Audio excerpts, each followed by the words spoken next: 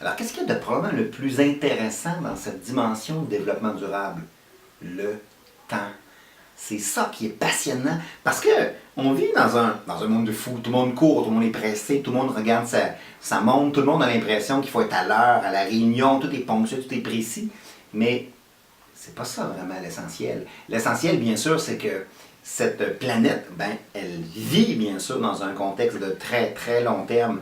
Comment on peut transposer nos actions, comment on peut transposer la façon qu'on gère, comment on peut transposer nos besoins dans un modèle qui est l'immédiat, mais en même temps ramener ces actions-là sur une perspective de très long terme.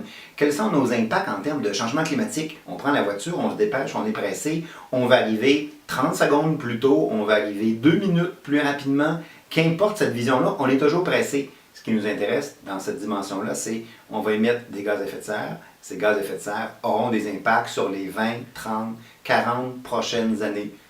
Peut-on prendre le temps de respirer et se demander quels sont les impacts à long terme de l'ensemble de ces actions? C'est un pari qui est passionnant et qui en même temps nous donne l'occasion d'arrêter un peu ce chronomètre complètement fou et de se demander comment on gère cette planète à long terme, puisqu'on va y être collectivement très très longtemps.